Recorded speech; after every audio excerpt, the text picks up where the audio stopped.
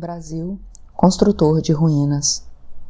Na política, mesmo os crentes precisam ser ateus. Não se constrói um projeto político com crentes. O Brasil, pós-2013, é um país fragmentado. Não foi a multidão polifônica, por definição, que fragmentou o Brasil. A multidão expressou o que já estava sendo gestado nos dias pela confluência de várias crises. Uma delas, a descrença na capacidade da democracia para melhorar a vida concreta das pessoas. A outra, a descrença na possibilidade de manter a qualidade de vida conquistada devido à crise econômica que se instalava. A outra, a descrença no PT, que se corrompeu no poder. A outra, a descrença na palavra como representação da realidade num cotidiano em que a linguagem havia sido pervertida. A fragmentação já estava ali, no subterrâneo da normalidade, quando os protestos contra o aumento do preço das tarifas do transporte coletivo se iniciaram.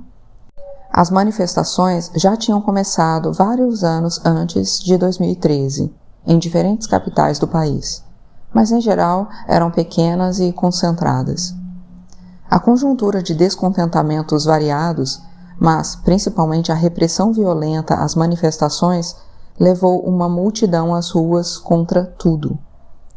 Mas no Brasil pós-2013, a angústia se expressava pela vontade de acreditar que algo era verdadeiro num cotidiano marcado por falsificações. Quando a política demandava adesão pela fé, é preciso ter muito cuidado. A adoração, rapidamente, pode se deslocar para outro lugar. Rebaixar a política nunca é uma boa ideia para o futuro.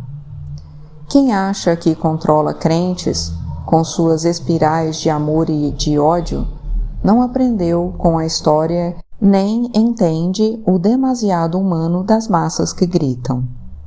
Escrevi isso em março de 2016. Quando políticos e partidos tentavam instrumentalizar as ruas, certos de que seriam os escolhidos. Como a eleição de Jair Bolsonaro mostraria, 2 anos depois, não tinham entendido nada. Na política, mesmo os crentes precisam ser ateus. A descrença generalizada de 2013, que na maior parte das vezes só encontrou as patas dos cavalos e as balas de borracha das PMs dos estados como interlocutores, engendrou muitas contradições. Entre elas, uma vontade feroz de crença. Este foi um paradoxo do Brasil a partir de 2015, e era muito improvável que chegasse a um bom desfecho. Num momento de forte ataque à política partidária e de profunda crise da democracia, não apareceu um único líder capaz de ocupar o vazio e agir como estadista. Em 2016, ainda antes da conclusão do impeachment de Dilma Rousseff, a enorme descrença nos partidos e nos políticos tradicionais se contrapunha não mais razão, mas fé. Quando os dias, as vozes e as imagens soaram falsas, isso ainda se soma num cotidiano corroído, há que se agarrar em algo. Quando se elege um culpado, um que simboliza todo o mal, também se elege um salvador, um que simboliza todo o bem. A adesão pela fé, manifeste-se ela pelo ódio ou pelo amor, elimina complexidade e nuances, reduz tudo a uma luta do bem contra o mal. Essa narrativa religiosa aplicada à política se encaixava como uma segunda pele em que o país se tornava cada vez mais evangélico.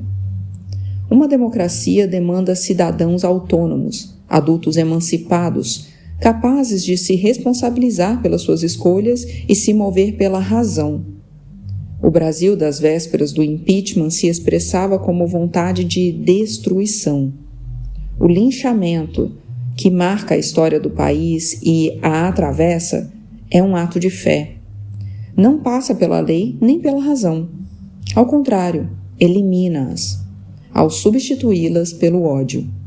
é o ódio que justifica a destruição daquele que, em determinado momento, passa a encarnar o mal. Essa sanha de linchadores que se expressava nas redes sociais e, em alguns momentos, expandiu-se para o concreto das ruas, era estimulada por grupos da nova direita. Em março de 2016, mais uma vez, centenas de milhares ocuparam as ruas pedindo o fim da corrupção. Seria reconfortante acreditar nessa mensagem. A beleza de um país unido contra aquilo que o arrasta para as coaclas é uma imagem forte, poderosa. Mas a massa verde-amarela, vista de perto, delatava a si mesma. Quem quer o fim da corrupção no Brasil não lança bonecos de Lula e de Dilma vestidos de presidiários e esquece todos os outros corruptos que não pertencem ao partido que quer arrancar do governo. Quem quer o fim da corrupção no Brasil jamais teria negociado com Eduardo Cunha, como as lideranças que organizaram as manifestações negociaram. Nem usaria a camiseta da CBF, mais corrupta, impossível. Nem tiraria selfies com uma polícia que sistematicamente viola a lei. A corrupção é uma bandeira conveniente para quem nada quer mudar, mas precisa fazer de conta que quer. Ela sempre cabe porque, ao mesmo tempo em que é consenso, é também difusa, ou alguém vai se declarar a favor da corrupção. As lideranças elegiam os corruptos a destruir, que viravam bonecos, rostos a serem eliminados. Mas não se ouvia uma única palavra para mudar a estrutura que provocava as desigualdades e permitia a corrupção de fundo.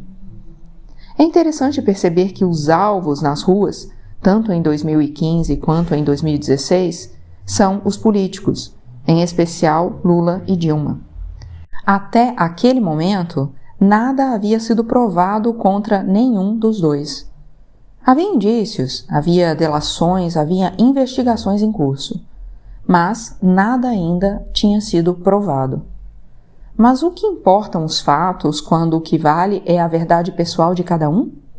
O que vale a justiça se cada um é dono de seu julgamento?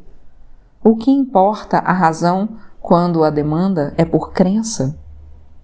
O rosto dos corruptos nas ruas, aqueles que simbolizavam a corrupção, era o rosto de governantes, um ex-presidente e sua sucessora. Era o de um único partido. Havia vários outros envolvidos. Os alvos nas ruas eram aqueles identificados com o Estado. Não havia bonecos de expoentes do empresariado nacional, alguns deles já presos, julgados e condenados. As entidades de classe empresariais que conclamaram seus associados à adesão aos protestos não rangeram os dentes contra seus pares. A cara do mercado, a outra face da relação obscena exposta pela Operação Lava Jato, não estava nas ruas como ré. E por que não estava? Para compreender um quadro tão completo, tão importante quanto ver quem está é perceber quem não está. O então senador Aécio Neves e o então governador de São Paulo, Geraldo Alckmin, dois dos presidenciáveis do PSDB naquele momento, entraram na Avenida Paulista alegremente e saíram dela hostilizados. Quem foi ovacionado aos gritos de mito, mito, mito, ao participar da manifestação em Brasília, foi o deputado federal Jair Bolsonaro. Naquele momento, apenas o expoente nacional da ultradireita caricata, famoso por odiar gays e adorar armas. E, acima de tudo, como ícone positivo e herói da pátria, a figura onipresente do juiz Sérgio Moro, em cartazes e camisetas. A mais notória delas em inglês: In Moro we trust. Em Moro nós confiamos. A frase parodia o lema dos Estados Unidos estampado nas notas do dólar: In God we trust. Em Deus nós confiamos. A paródia expressa o lugar em que Moro foi colocado no imaginário desses manifestantes.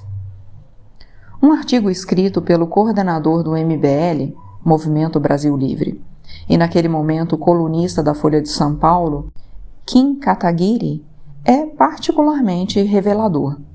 Ele fez uma analogia entre o Brasil de 2015-16 e a série de TV Power Rangers, para conclamar os brasileiros a comparecer à manifestação do domingo de 13 de março de 2016. Com 6 anos, eu lutava contra monstros que eram derrotados e voltavam gigantes. Lula, depois de ter sido derrotado no Mensalão, voltou ainda maior no Petrolão. Os Rangers uniram-se e fundiram seus veículos para compor o robô gigante. Precisamos de algumas centenas de milhares de brasileiros para montar o nosso. Os brasileiros que ocuparam as ruas em todo o Brasil, e especialmente na Paulista, mostraram que o MBL e os outros grupos conseguiram montar seu robô gigante e fazer o que consideravam um autômato particular, um colosso formado por carne humana, caminhar até Brasília para levar os gritos pelo impeachment. Naquele momento, o PMDB já comandava 6 ministérios, além da vice-presidência da República. Dias antes, em 9 de março, líderes do PSDB e do PMDB se uniram num jantar em Brasília. Expoentes tucanos, como Aécio Neves e José Serra, se juntaram ao PMDBista Renan Calheiros, presidente do Senado, àquela altura alvo de 6 inquéritos na Lava Jato. 1 hora antes desse jantar, Calheiros havia entregue a Lula um exemplar da Constituição, testando até que ponto se pode aprofundar o escárnio e debochar da lei. PMDB e PSDB, juntos, debatiam sobre a partilha do poder depois da queda de Dilma Rousseff e do PT, ou sobre como dividir os despojos daqueles cuja morte já tinham decretado. Na sobremesa, apertaram as mãos meladas, certo de que o futuro seria deles, tanto quanto já tinha sido o passado. Na véspera das manifestações, o PMDB decidiu dar um aviso prévio à presidenta Dilma Rousseff e ao PT, anunciando que pretendia desembarcar do governo, para não sair do poder. Esse era o contexto.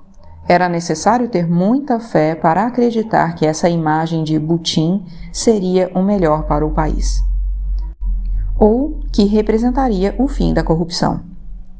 Entre os grandes partidos não se ouviu uma única voz capaz de superar paixões pessoais e liderar com razão e responsabilidade.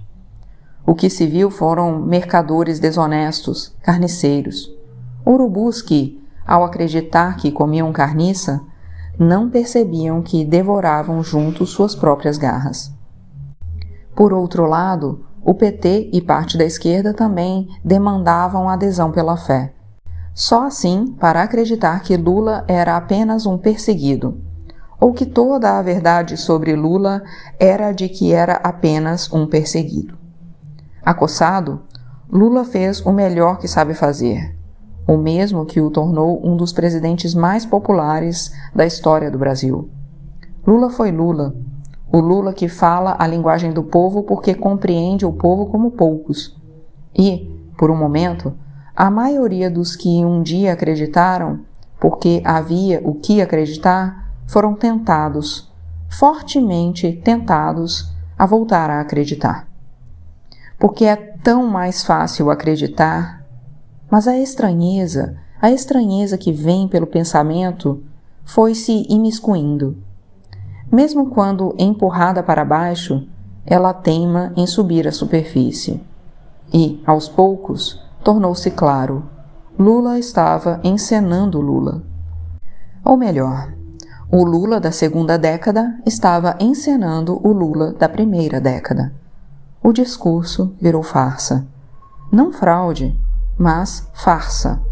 E mesmo o que havia de verdade, porque obviamente ainda existe o Lula no Lula, revelou-se como falseamento quando visto pelas lentes da razão. É um fato que o governo de Lula incluiu dezenas de milhões de brasileiros. É um fato que a miséria e a fome diminuíram no seu governo. É um fato que o Brasil mudou, e mudou para melhor com Lula. O "nunca antes esse país", usado por ele e satirizado pelos adversários, é uma realidade em vários campos. Mas não é por isso que Lula estava sendo investigado. E sim pelo que também pode ter de fato feito. Pelo que há indícios de que tenha feito. Assim como outros membros do PT já foram julgados, condenados e presos pelo que de fato fizeram. Isso não é perseguição, isso é justiça. Basta confundir deliberadamente uma coisa com outra. É uma demanda por fé. E má fé. Para acreditar no discurso de Lula naquele momento, era preciso exercer a política como crente. E não é de hoje que Lula exorta seus eleitores a esse tipo de crença. Lula, como presidente, cultivou uma mística, a mística do pai, e, assim, reduziu eleitores a filhos, em lugar de cidadãos. Em vez de estimular a emancipação e autonomia, demandou obediência. Em vez de reforçar que políticas públicas são direitos, apresentou-as como bondades. Filhos que adoram não perdoam fraturas na imagem do pai. A paixão, que é um tipo de fé, em determinadas condições vira ódio. Lula arriscou-se quando permitiu ser adorado e estimulou a adoração. Assim como não se controlam linchadores, também não se controlam adoradores. Naquele momento, Lula era linchado simbolicamente por muitos que antes o veneravam, inclusive por parte daqueles que tiveram a vida radicalmente melhorada durante o seu governo. Para estes, ele era um objeto antes, seguia sendo um objeto depois. Apenas antes movia amor e depois ódio. Lula, que compreendeu o Brasil e os brasileiros como poucos, perdera um capítulo. E não qualquer capítulo, mas um fundamental. Lula ainda não compreendera as manifestações de junho de 2013. Antes, ao lançar Dilma Rousseff como sua sucessora, ele também já tinha se tornado um crente de si mesmo. Poucas coisas são mais perigosas para uma pessoa pública do que isso. Ao partido, só cabia obedecer. Lula elegeu Dilma e a reelegeu, mas o preço foi alto. Também tentou lançá-la como mãe dos pobres e a mãe do PAC, mas Dilma jamais teve essa vocação. Entre todas as mentiras apresentadas como verdades nessa realidade em que um Eduardo Cunha era o presidente da Câmara, um Renan Calheiros, presidente do Senado, e um Michel Temer, vice-presidente do país, era Dilma quem emprestava um pouco de honestidade pessoal ao enredo. Era ela, a tão claramente atrapalhada, a tão claramente incompetente e tão claramente irracível que, involuntariamente, revelava-se em atos falhos sem fim. Como quando negou que estivesse cogitando uma renúncia dizendo, eu me renuncio. Dilma renunciava a si mesma, naquele momento. Era isso o que estava nos contando, alertando-nos que já não tomava as decisões? Suponho que sim, mas suposições não são fatos. O crescimento do evangelismo neopentecostal no Brasil transformou o país muito mais do que tem sido possível avaliar. Mas o evangelismo neopentecostal nas igrejas de mercado só cresceu e multiplicou-se no Brasil porque este era um povo disposto a crer, um povo desesperado por pertencimento e adesão. Como é a essência de toda religião, o que está em disputa não são as almas, mas os corpos. Essa é também a força do neopentecostalismo e de seu impacto no cotidiano. Assim como o catolicismo se entranhou durante séculos na psique, mesmo dos não católicos, também o evangelismo neopentecostal se entranha nas retinas mesmo dos não evangélicos e já determina o olhar de milhões de brasileiros. Sem compreender a crescente dimensão religiosa da política, não é possível compreender nem o antipetismo nem o bolsonarismo. No Brasil, da segunda década do século, Mesmo os ateus se comportam como crentes.